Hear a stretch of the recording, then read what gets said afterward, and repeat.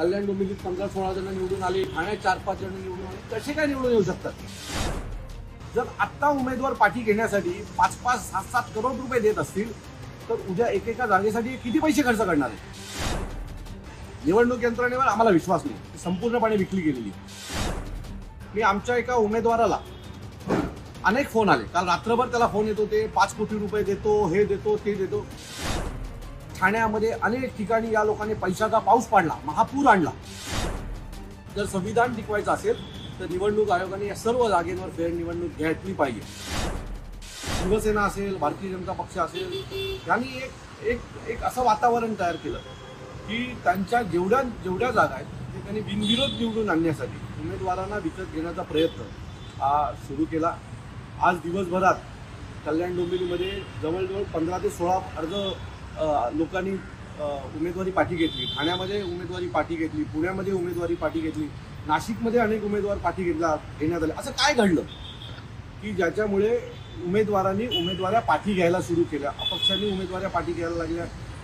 जे प्रमुख पक्ष होते त्यांच्या उमेदवारांना फोडून त्यांना उमेदवाऱ्या पाठी घ्यायला लावल्या. आज सकाळी आमचे अनिल माने ठाण्यातल्या वागळे इथे राहतात, मनसेचे उमेदवार आहेत, प्रभाग क्रमांक 15चे.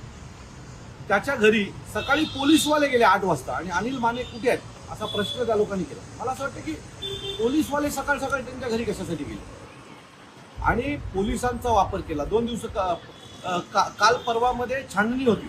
छाननीच्या दिवशी अनेक फॉर्म जिथे यांना बिनविरोध निवडून आणायचे होते तिथले फॉर्म छोट्या छोट्या कारणामुळे बाद करण्यात आले. मी काल म्हटलं होतं, मोरे नावाचे एक उमेदवार आहेत, संजय मोरे, जे शिवसेनेचे सचिव आहेत, त्यांची पत्नी बोललो उद्या निवडून येणार.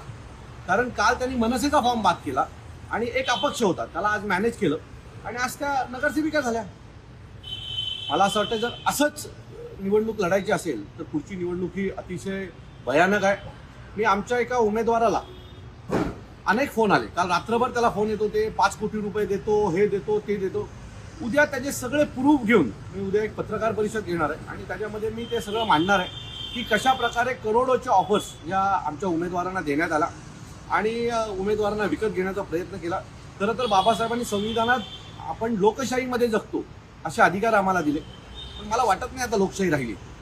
पैशाच्या जीवावर हे लोक कशाही प्रकारे एकतर सरकारी यंत्रणेला हाताशी धरून अर्जबाद करत होते आणि आज ठाण्यामध्ये अनेक ठिकाणी या लोकांनी पैशाचा पाऊस पाडला, महापूर आणला आणि आता मनात भीती वाटायला लागली की पुढची निवडणूक कशी जाणार आहे. जर आत्ता उमेदवार पाठी घेण्यासाठी 5-5, 7-7 करोड रुपये देत असतील तर उद्या एकेका जागेसाठी किती